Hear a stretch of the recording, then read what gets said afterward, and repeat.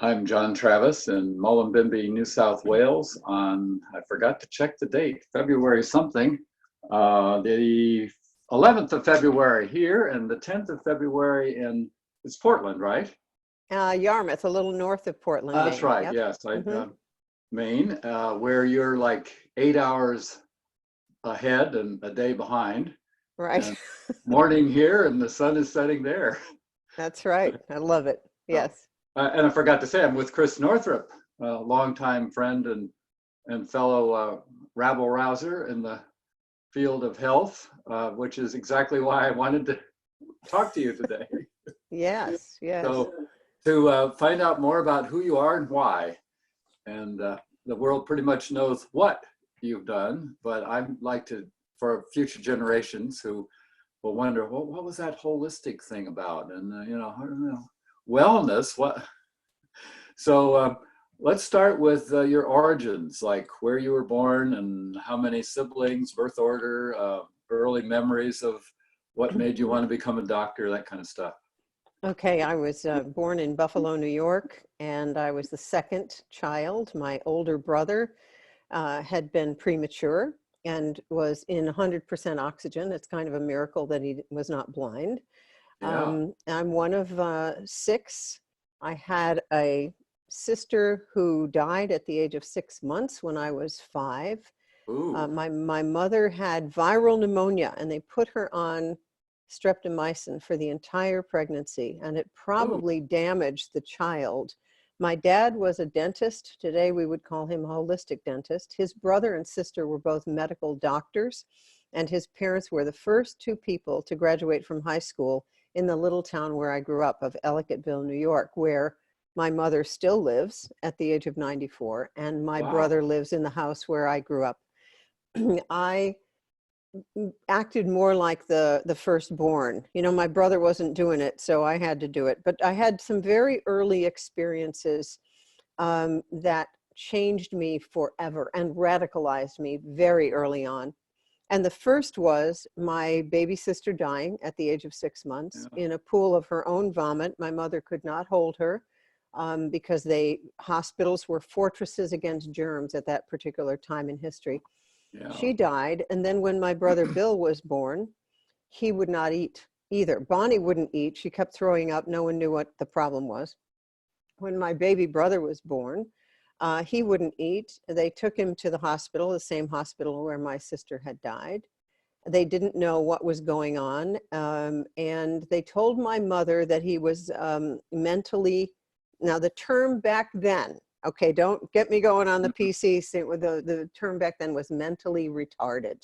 Yeah. I think we call it now developmentally delayed, as though it's going to come in sometime. And anyway, they told her he was mentally retarded because when he cried, he held his hands like that. She knew that he wasn't. A nurse one night said to her, if I were you, I'd get him out of here. The doctors don't know what's going on. And my mother and father were fully prepared to have him die at home. And they said, if he's going to die, we'd like him to die in the circle of his family.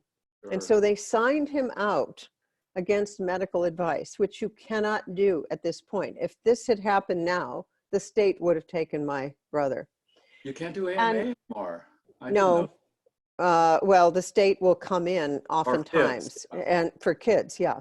Yeah. And so then my dad, who knew how to put down a nasogastric tube down the nose, they fed him every hour on the hour. And I never saw him without adhesive tape, keeping that NG tube in.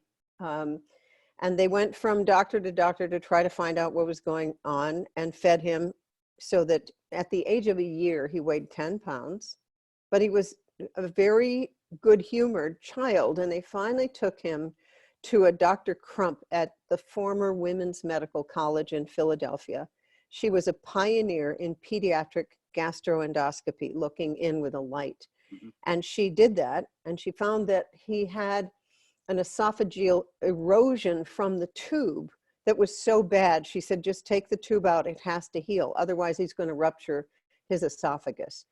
And so they took the tube out, and she said, let's just see what happens. If he gets hungry enough, he'll probably eat. And indeed, after 2 days, he began to eat. They gave him orange juice, the dumbest thing you could give because Yeah. that's so acid. But I remember my mother coming home with him, and it's the first time I ever saw him without the adhesive tape. And he was eating a roll, a white bread roll, and we all cried. I met them at the airport. And then from that time on, he did fine. Now, in his 50s, he has some rheumatoid arthritis. He has a little bit of pulmonary fibrosis because of the early years of really nutritional deficiencies and stress and so on. However, he's perfectly healthy. He runs a business. And when I interviewed in medical school, the doctor at the University of Buffalo who interviewed me was a Dr. Green, and he said, "Are you from that Northrup family in Ellicottville?" I said, "I am."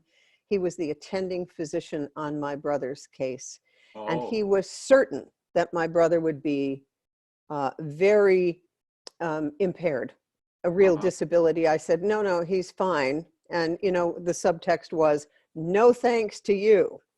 Then when I was interviewing at various medical schools, I was at Yale Medical School interviewing. And when I got home, my dad, well, he had been taken into the cardiac intensive care unit at Buffalo General with chest pain somewhere when I was out, running around doing med school interviews.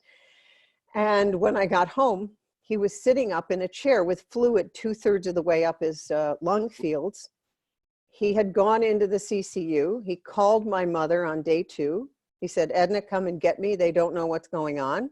They thought he'd had a heart attack. The IV had infiltrated, so he had a blown up arm with extravasated fluid in his arm, which gave him a fever. And so my mother went to get him. The nurses were furious. He still had the chest leads on, and she signed him out against medical advice. And so when I came home, there he was sitting up in his chair, unable to breathe except for sitting up, and he got well on his own. And he Didn't even have had, to drain the pleural effusion, huh? no, he had infectious pericarditis. That's what Oh, he had. It had been misdiagnosed. So mm, of course he had a pleural effusion, yeah. but they didn't diagnose it properly. They were treating him for a heart attack. And so imagine this. So Thanksgiving dinner, we have his brother and sister, Aunt Harriet, Uncle Robert, medical doctors, huge egos, absolutely certain that they were medical deities. And then we have my father, who's the dentist, who believes that you can tell someone's health by looking in their mouth. Yeah. And then they make fun of him. When he would write a prescription, my aunt would say, "Oh, think you're a real doctor, huh?" And my parents were into healthy living, yoga. My dad made yogurt for his patients who Really? were on antibiotics. My mother made the yogurt. My dad took it down the street. We had a compost heap. We bought food from Walnut Acres. We grew up on Adele Davis. We had cereals that we called bird seed. My parents spiked our orange juice with vitamin C. So I grew up in that way, Hmm. in sharp contrast to my aunt and uncle, and then had those real seminal experiences of having 2 family members alive in my life Yeah. because they were signed out against medical advice. Had they stayed, they would be dead. So, how many people go into medical school because they've had a family member with cancer or heart disease or diabetes, and they want to save the person they couldn't save. So Yeah. I had exactly the opposite. I said to my mother one day, I'm ironing, and she was concerned that I was interested in medical school. My parents were concerned that I was going to turn into someone who didn't listen. And I remember saying to my mother, "I'm going to go and find out why doctors don't talk to you, why they don't tell you when they don't know, all of that stuff." And I went to college for 2 things: applied music, because I played the harp, and also for biology. I never wanted to be a doctor. I saw my aunt and uncle's lifestyle and I said, "This sucks." They never stayed beyond, 7 o'clock on Christmas or Thanksgiving. They always had to get back to their patients. And I thought, this is a crazy life. And then after college, I had a couple of scholarships for graduate school. And I called my advisor and I said, will you write me a letter for to apply for a teaching fellowship for teaching biology? And he said, Chris, that is like a thoroughbred running a junk horse race. Go to medical school. That's what he told me. And my ego was enough that I thought, okay, I never intended to practice. I just thought an MD was better than a PhD. I had interviewed a lot of places in graduate schools, and but I never intended to practice. I just thought, well, you know, I'll get this MD degree, see where it leads. I loved medical school. I went to Dartmouth Medical School. I had wanted to go there to college, but they weren't accepting women at the time. And I loved the whole experience. I saw all the good of modern medicine. I saw the good stuff. But when I was watching a baby born, I nearly burst into tears. It was the holiest thing I'd ever seen. And from that moment, I then interviewed 12 places in family medicine because I knew how important the whole family unit was, but then ended up meeting my husband, who was my surgical intern, and he became an orthopedic surgeon. Then I went into OBGYN because that was really, at the end of the day, what I loved.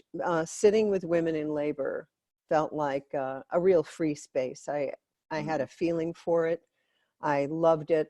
And I've since realized that the whole reason, and this is always the way it is, that I went into that field was to heal the unhealed child within myself. My mother thought she would have 6 boys. She had me. She was, you know, she did the 100 highest peaks in New England in her 70s. She did the Appalachian Trail. She went to Mount Everest Base Camp at the age of 84. So she was really like Paul Bunyan, and a role model for steadfastness, but not a role model for femininity or comfort. My father and her had a role reversal. He was like the woman. He played the violin, and he was interested in beauty and music. And she was interested in fixing the fence, and, you know, because we had some Black Angus on the farm. He was kind of a gentleman farmer. And she was always, her salvation was skiing. She watched the movie Sun Valley Serenade when she was growing up on the wrong side of the tracks in Buffalo, New York, Mineral Spring Road.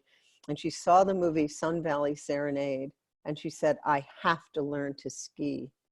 Her father left when she was 12. There was a bullet hole over her crib. Her father was a bootlegger. Then my grandmother raised 2 daughters, single-handedly stole food during the Depression.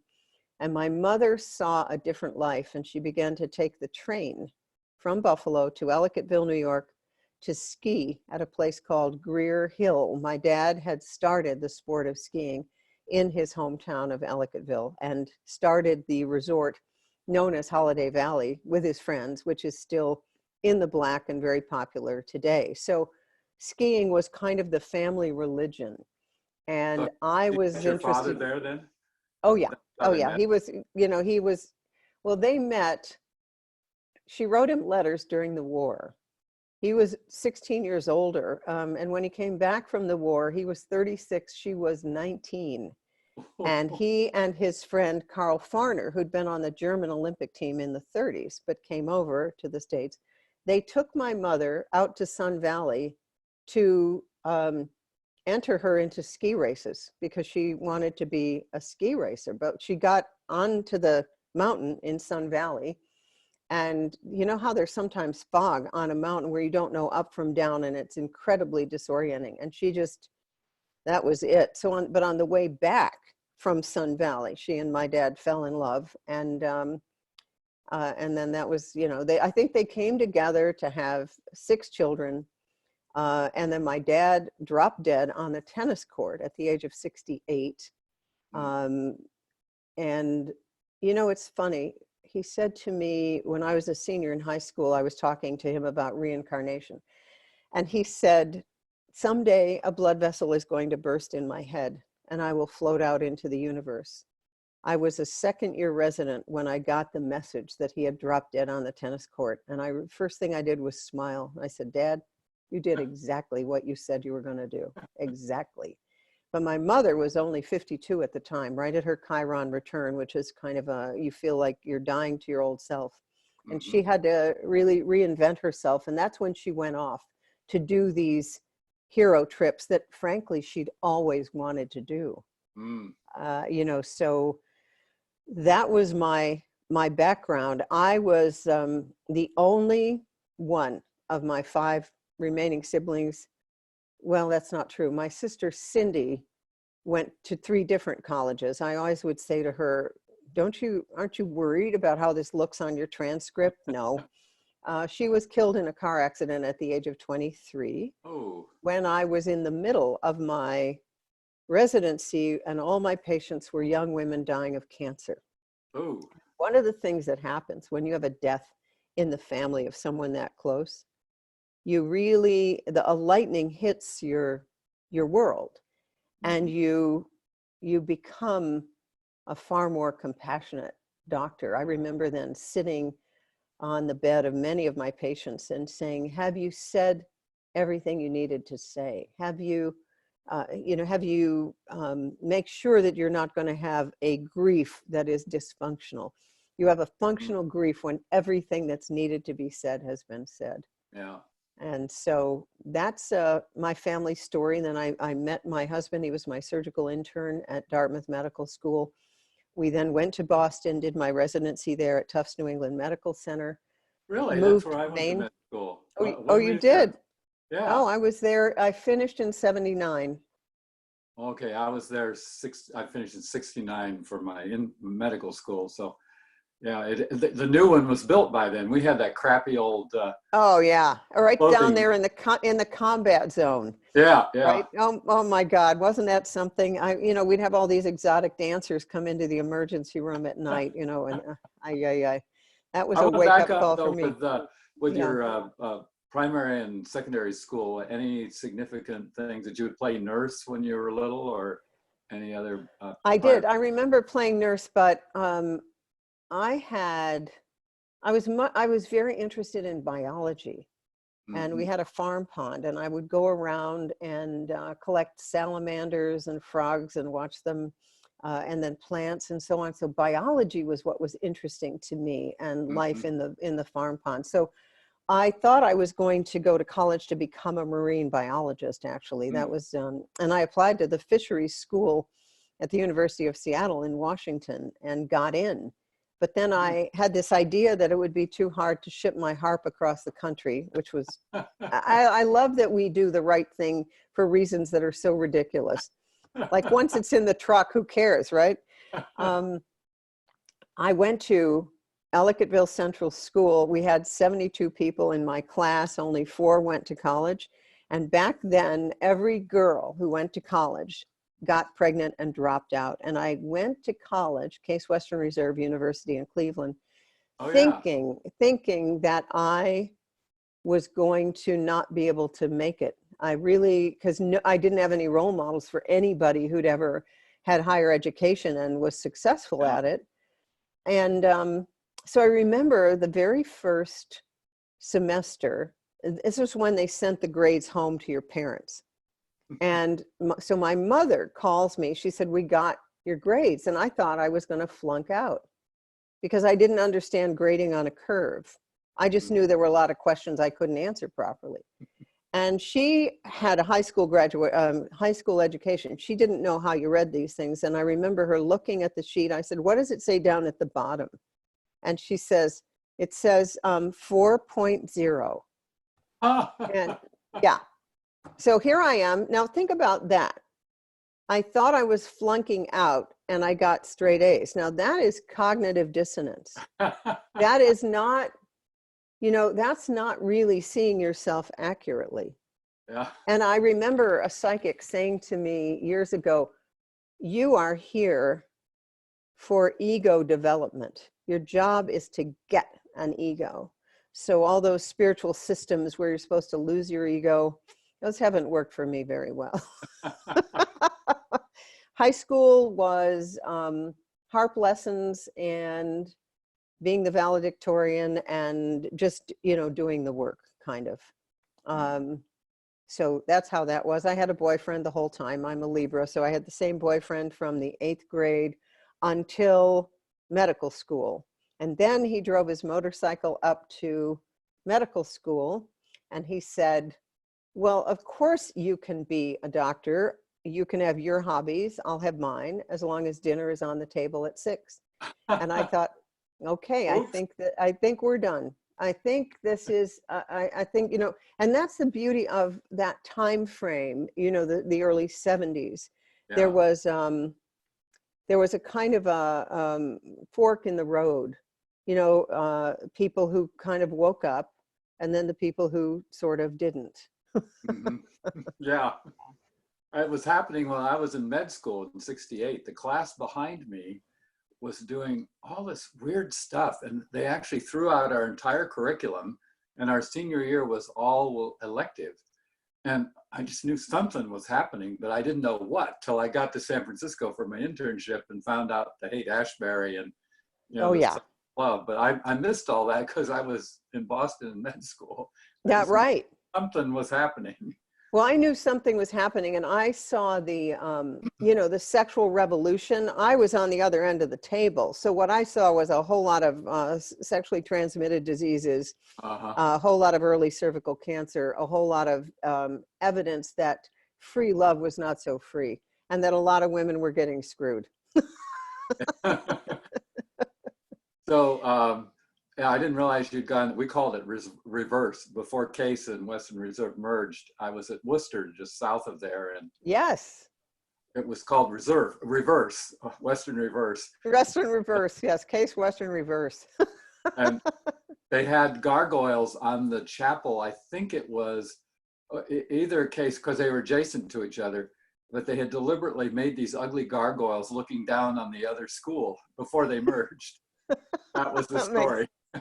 And then they merged. Yes, yes. And I was there in 69, which was Kent State, the Kent Oh, State right, shootings. yeah. And I remember my boyfriend came with his van. This was the rioting in the streets, people throwing stones at the horses on Euclid Avenue. And it was like the whole world was on fire. Like the whole world was falling apart. We had Yeah. George Wald, who had discovered vitamin A in the eye. He came to campus, he's sitting around talking about the world is ending. All these young women are around with their tops off. And I remember thinking, this is nuts. The dean called our dorm and she said, someone is here at the Millis Science Center calling for a shooting or a killing if the university does not divest from South Africa. And I remember thinking, this doesn't make any sense. You don't use violence to Yeah. get your point across. And then she said, you can leave now, take the grades you have, not take your finals. If you want, you can leave now. And I remember I had a B in geology and I was, agonizing over that, but I decided I better get out of here because I don't know what's going to happen. And I remember my boyfriend's van coming in through throngs of protesters who were standing around the Cleveland Institute of Music, threatening to break all the windows with rocks. And, meanwhile, the music students are in there, just practicing their concertos. I mean, they're oblivious to what's going on politically. And I remember in this sea of people walking in, getting my harp, putting it in the van and just, booking it out of Cleveland, because that was one very odd place right after Kent State. Because what happened is the agitators from Kent State then just moved up north to Cleveland. And I thought, time to get out of here.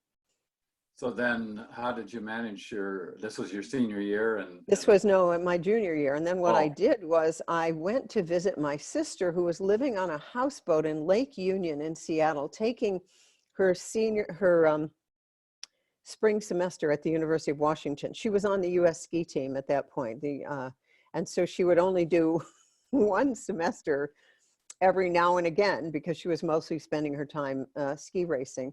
But she lived on the houseboat, and I was reading Ayn Rand, Atlas Shrugged, and The Fountainhead, and all of that. She was going to protests, but her roommate was incredibly wealthy, old money.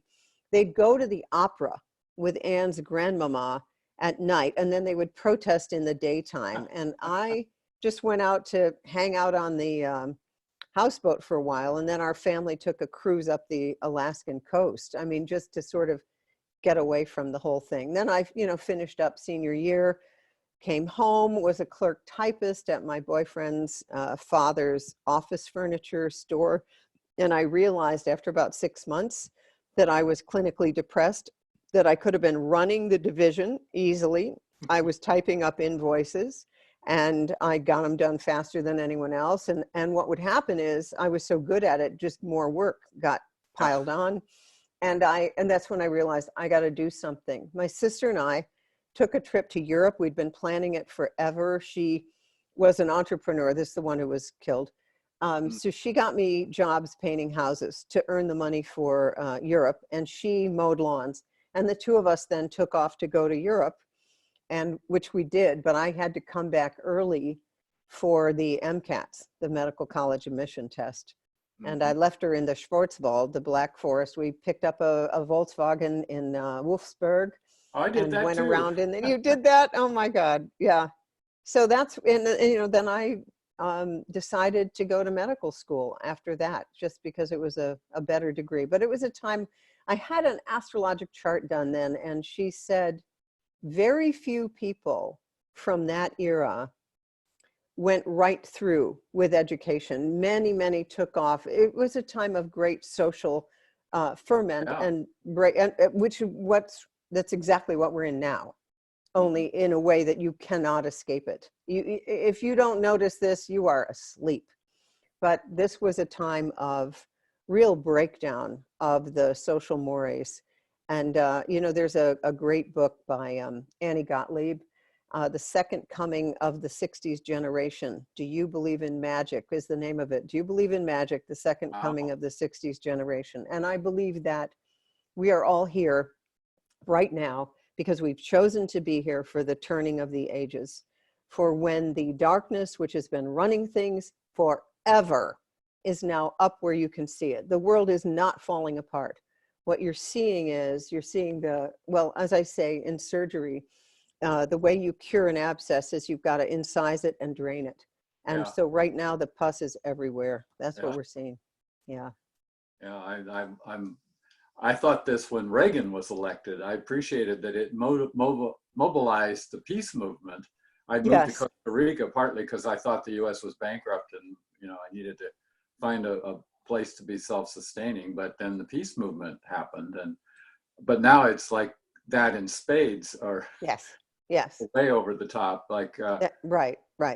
Crazier can it get? And it's brought people together in a way that hasn't happened.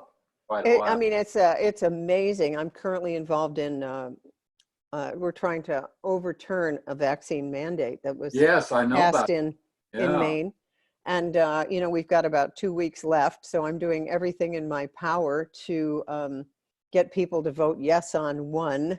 And here's what I realized, though. I came to peace with it. I testified before the State House, and the whole thing was just political. I mean, there's no reason for it whatsoever. But I realized, if they don't overturn this, it's okay. People are going to have to feel, I guess, more tyranny. They don't realize that adult mandates are coming next if we keep believing the narrative. And I'm also going down to Connecticut, to Hartford, to speak with the citizens down there, because they also are looking at a mandate bill in front of the legislature. And as you well know, every one of these politicians is paid off hugely by Big Pharma. Yeah, and then people, and the propaganda is very effective. Your unvaccinated child is a danger to my vaccinated child, which is ridiculous. If the vaccine worked, why would they be worried? Yeah, that's right. And so what they do is they bring up the immunocompromised child. And of course, your child is not a danger to them either. The one who is a danger to them is a newly vaccinated child, because they shed virus for 7 weeks. But, who's actually looking at the science? That's all been taken off Google and Facebook and all of that stuff as fake news. It's just science. So, but to me, this is just an extension of the work I've always done. My children were almost not vaccinated at all. They had maybe 2 each. And now you're looking at 69 mandated vaccines.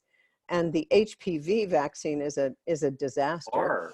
I And saw I Vax don't. 2 the other night, and they really nailed Yeah. HPV. Yeah, but that I knew is it was bad, but that bad. yeah, that bad. And in New York State now, there's a bill before the government in New York State to mandate HPV, the Gardasil. Now, see, this is madness. Tyranny. So it is tyranny, yeah. And so, but you and I were talking just now. It's created this wonderful community. So here in my state of Maine, I go to the natural food store and I'm a folk hero. I mean, I've been on the edge when we knew each other at the Holistic Medical Association. You couldn't say the word holistic without expecting your license to be pulled. Yeah. Now that's much more accepted. People are accepting many of my ideas about mammograms, and the books became New York Times bestsellers, kind of miraculous. But I never really had the mainstream community within my own state that I now have. And they're young people with children, and they're questioning this, and it's very loving. It's a loving kind of community. That's great, because I just interviewed Tina Kimmel, who was very active in trying to block the California thing. Yeah. She was a cook at Woodstock, by the way, and has been involved in circumcision and vaccination, breastfeeding. She has a PhD in attachment with Mary Main. And you can't even talk about vaccination without getting fired. It's so bad. That is correct. That's correct. Now, what I did couple years ago, they began to ask really invasive questions on the license renewal for Maine, the Maine medical license. And I was not practicing anymore. And they had a question on there. Have you ever written a prescription for a family member? Well, of course I have. Everyone does. Yeah. And then I realized that they were going to start tracking that.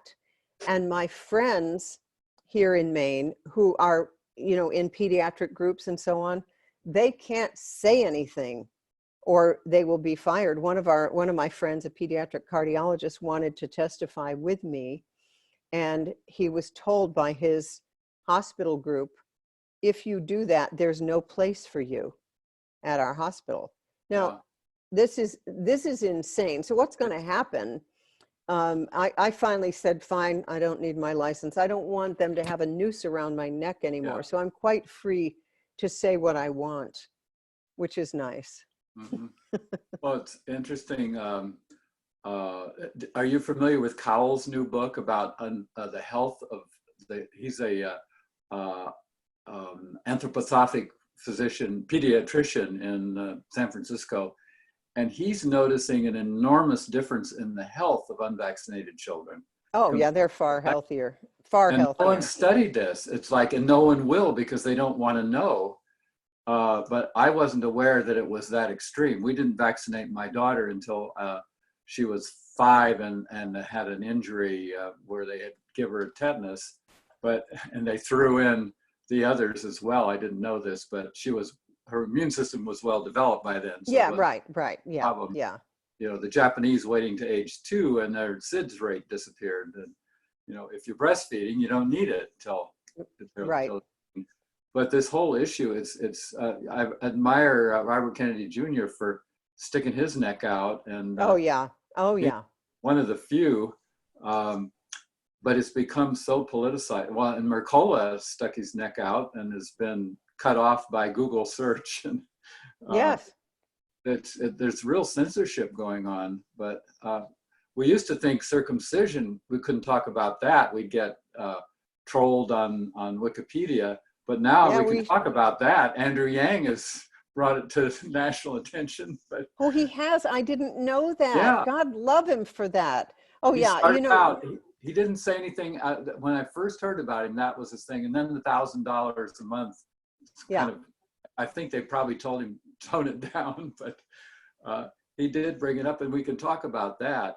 And then there's fluoridation and amalgams, and all these crazy things. All the stuff that we've been talking about forever. But Yeah, it kind of has to reach a tipping point, and I think that it is. I think it's yeah, reaching a tipping point very quickly, very yeah. quickly. Remember, That's it my only takes hope. 1%, Yeah, 1% of the people. Yeah, yeah. If the government doesn't shoot them on sight, yeah, yeah.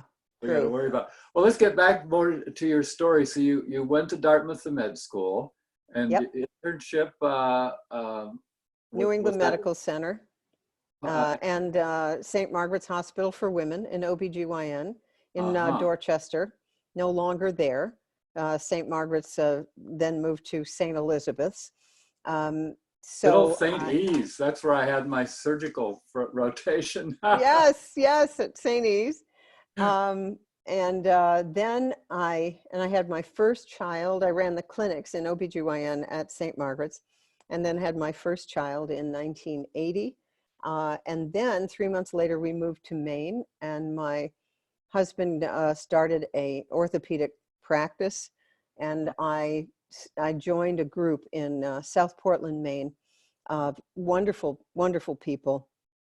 And I worked there for about 6 years, a standard OBGYN group. But they, at the end of the day, couldn't quite tolerate my ideas about Like home health birth and or anything like that. yeah, or even macrobiotic diet. By then I had been working with Michio Kushi, and I sat in with him in his consultations. So people came in with huge charts, chartomegaly, and they and many of them got well by changing their diet. So that Hmm. was another thing that was very radicalizing.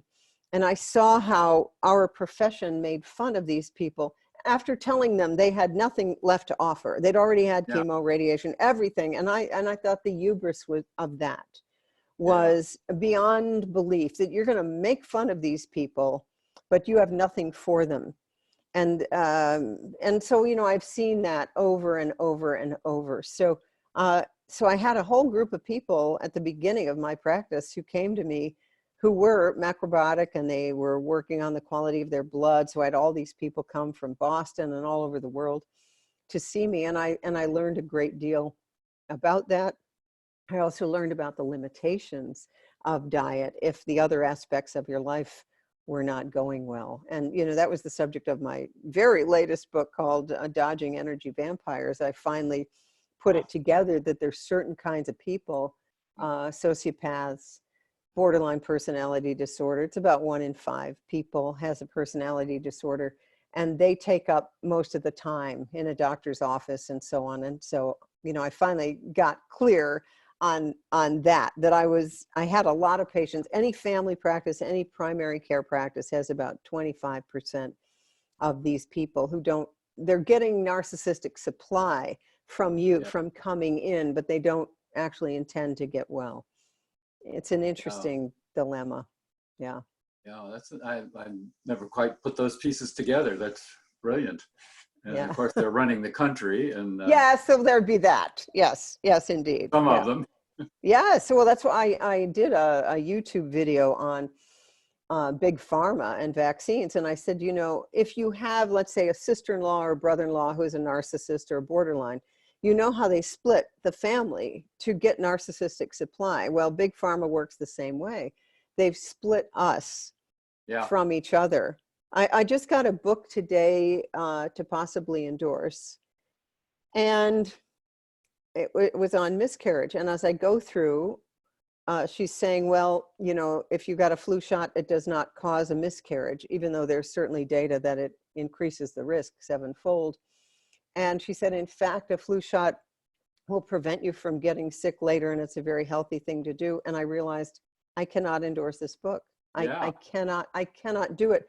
But it hurts me. I don't want to be separated from this other doctor who's doing wonderful work. But I have to say, the vaccine issue, that's a hill I'll die on.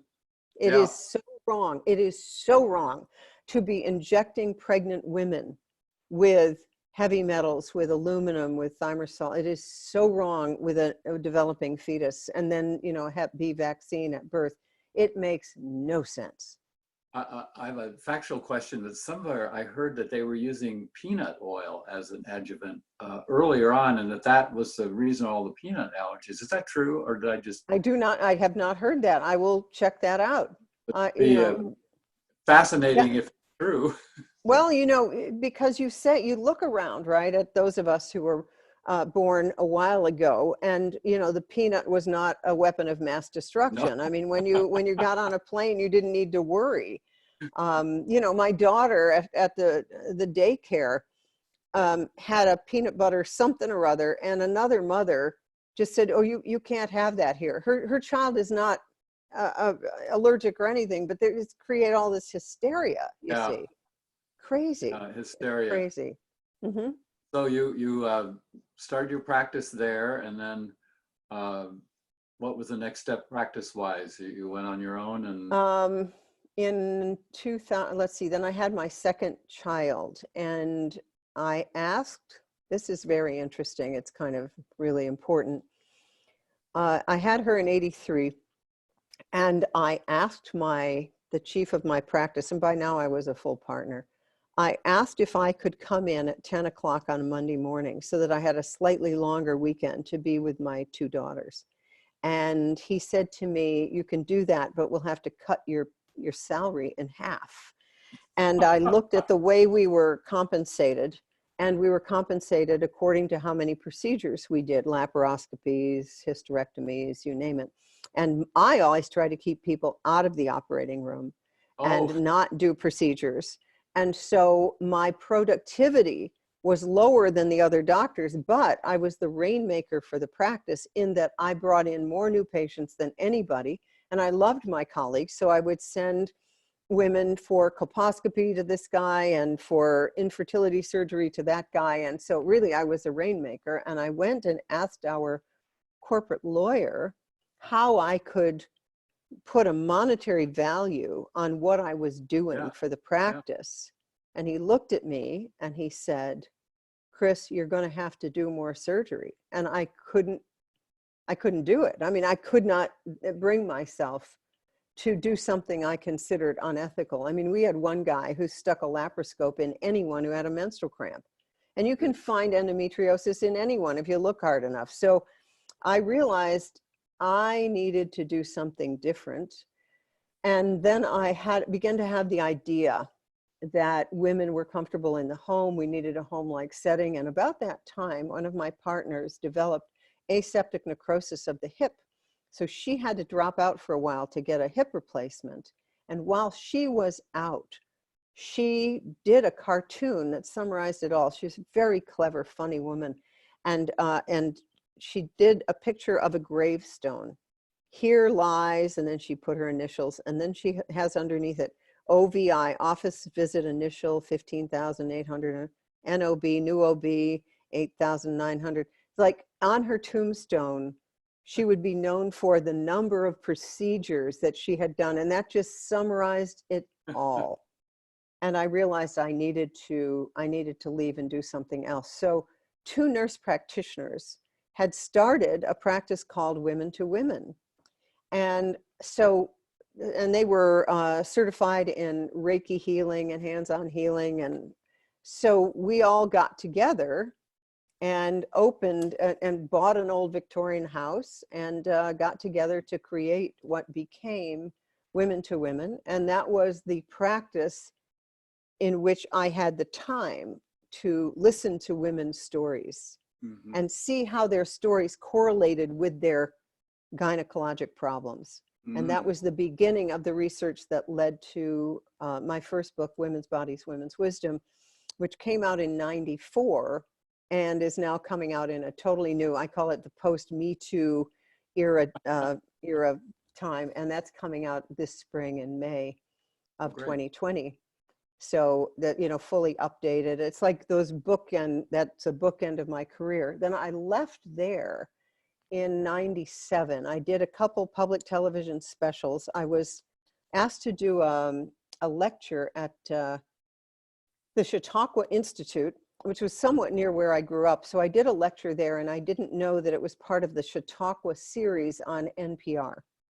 And some TV producers from Chicago listened to it, and then they tracked me down to find out, first of all, what I looked like, could I do TV? And then to do some public television specials. So that was the beginning of a more public career. And I so I did remember my seeing you first, the first time on that. yeah, You're standing up on a stage and yeah, they did a whole set. And then after that, I yeah. was on Oprah in '98 and was subsequently on the Oprah show for 10 different times when she had her Wow. talk show. And I did a total of 8 public television specials. After Women's Bodies, Women's Wisdom, I wrote The Wisdom of Menopause, because that was the story of my divorce and the midlife wake-up call that so many people go through. It doesn't have to end in divorce. It often does. And that's the book that Oprah really put on the map. At the time there, she called it her Bible. Mm. And then since then, yeah, after my divorce, I refused to believe that this was the end of my life as a woman. Now, work has always been really easy. Figuring out how to do a one-on-one relationship, that's where my karma has been, let's say. So I began to reinvent myself. The truth was that at that time, I wanted to become, this is what I said, I wanted to become the kind of woman that the kind of man I was looking for would be attracted to. So I just sort of, I learned Argentine tango and I did all this stuff. And then I wrote Goddesses Never Age. And yeah, and that was just, that was this sort of understanding that our culture puts us in a box depending upon our chronologic age. And I thought, this is nuts, because I had a mother who went to Mount Everest Base Camp at age 84. She just got her driver's license renewed till 100. So I realized that a lot of what we expect with age is cultural. It doesn't necessarily have anything to do with your biologic age. So I wrote that, and then my daughters went to college somewhat during that time, it was like a whole new life. Another interesting parallel, because I decided to reinvent myself at age 65 when I was feeling like I was over the hill. And Yeah. my wife at the time thought I wouldn't be able to earn an income after 65. Not that I've ever earned much of an income in my crazy career, but I did reinvent myself. And at age 68, fell madly in love with another woman of the same age. And we've had a wonderful 8 years together. And I finally feel like my challenges from 2 divorces and the struggles of primary relationship, I finally mastered that one. And we're still doing really, like, we're going steady now. I have a ring. Oh, I love it. I love it. That's wonderful. Yeah, I think that's really, really true. Like, how do you do relationship in the post June Allison, Leave It to Beaver way? Yeah. I don't think that our culture has known how to do conscious equal partnership. My partner now is a PhD in epidemiology, and he is so with me on the vaccine thing and has worked all over the world in public health. So that's having a real ally, let me tell you. Yeah, and it's so rare that anyone that's pro or anti-vaccine has any cred. I use my Hopkins Master's in Public Health. I say, I have Master's in Public Health, and I don't believe in germs. That's what I'll say. I pick up something that someone else has touched. But that's right. In terms of vaccines, I know what they don't know. And so is your man getting out there with his credentials? I mean, that's the kind of people we need. No, he is. He's the one who, he convinced me to go up to Augusta and testify. He said, you should go to he said, I've worked with them for years, which he has. And he said, they're not that bright.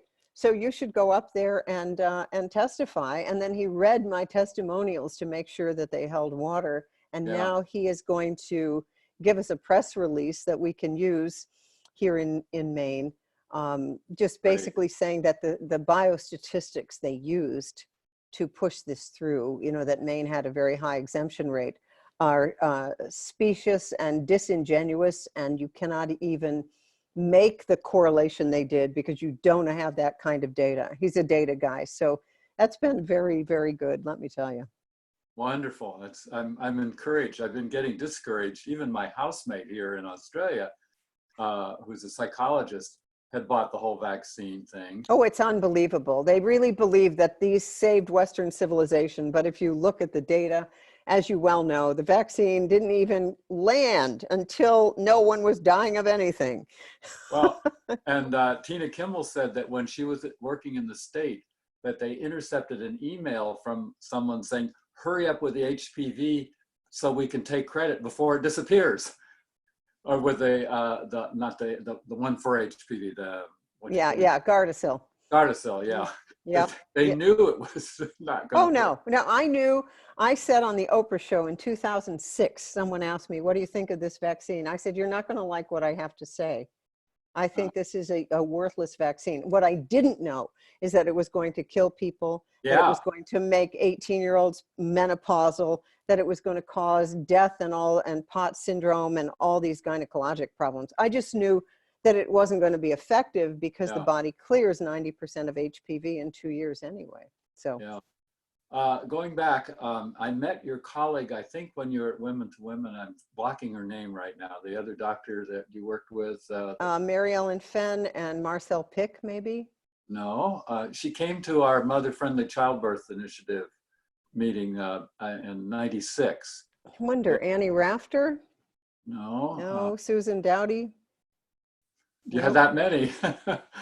We did. Well, anyway, that was the connection. But then going back even further in '90, well, with the American Holistic, or AHMA as it was called then, were you at the founding meeting in Denver? No, I was not. I came in about '82.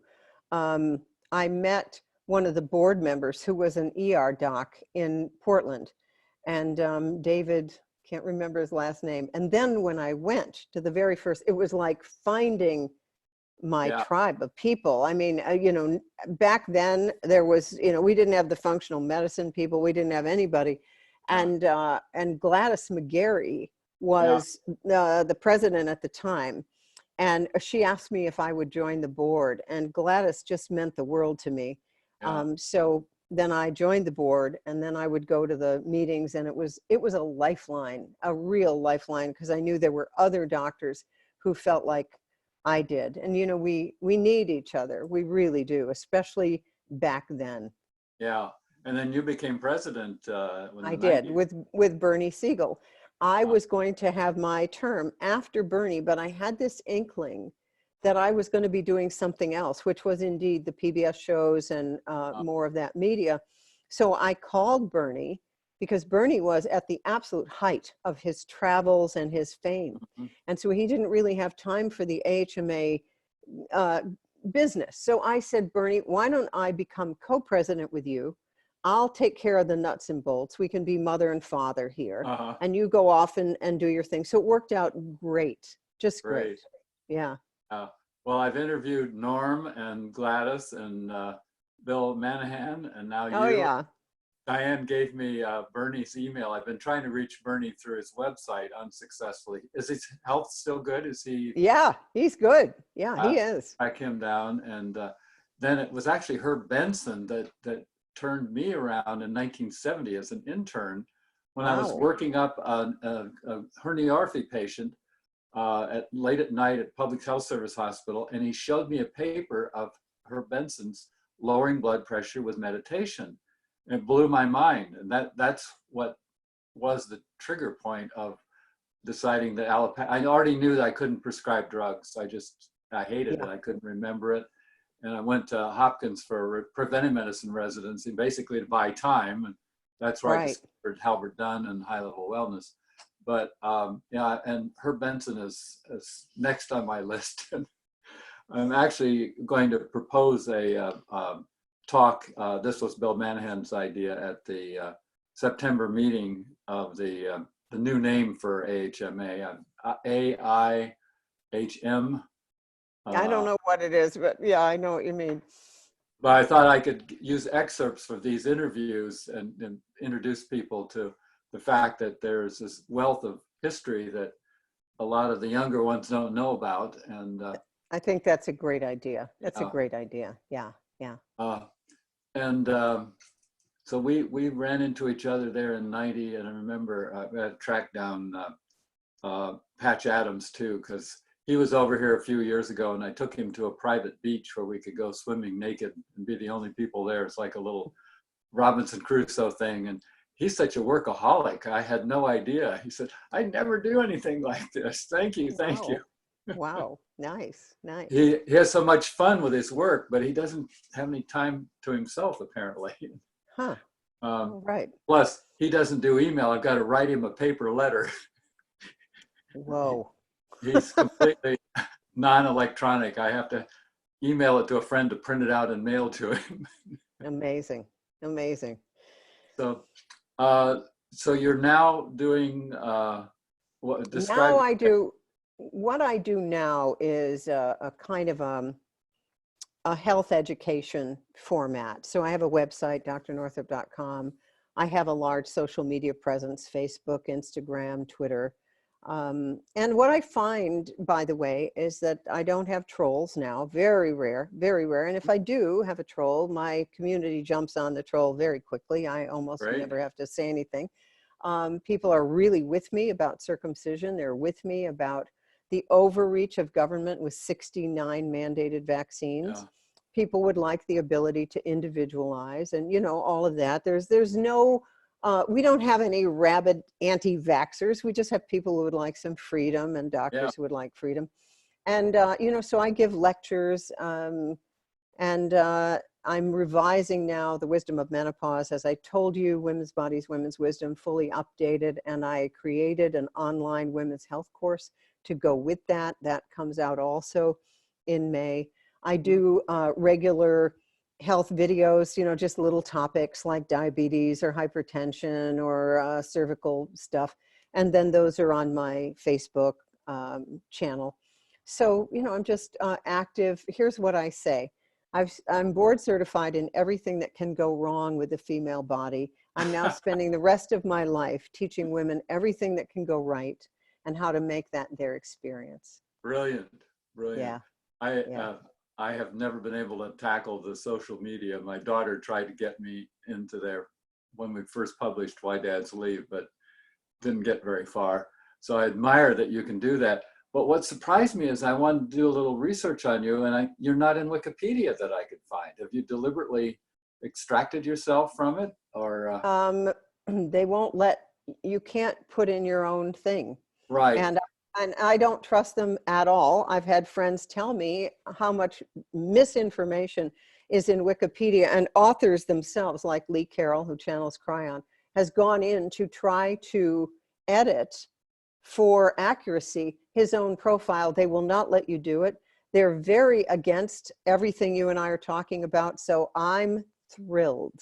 I don't want them going near me. Well, somebody put up a page for me way back when, and we don't know who. Right. Was kind of shaky, and I did a little editing of it, and then I found out I wasn't allowed to. Right. But I actually found an Englishman living in the Philippines who was doing editing, and he went in, and I worked with him, and he fixed it all up and pretty much got it correct. But then somebody came in. Oh, and he had a lot of flack. He had to document, but he knew how to document stuff, that everything has to be documented.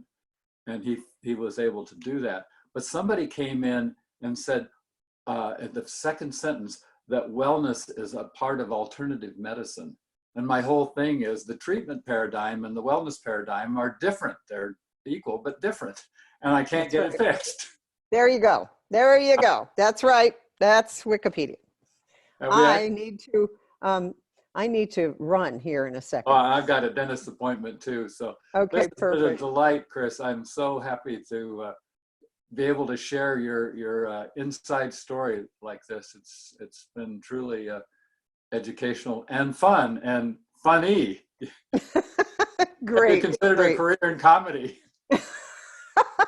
I think when I get up there, it just comes out naturally. Yeah. I think that there is, and also Andy Weil told me years ago, I remember this, we were eating oatmeal at an AHMA meeting, and he said, you can say pretty much anything if you're not angry. And so I think that humor kind Yeah, of, breaks through. So yeah, good. great. Well, Well, thanks again.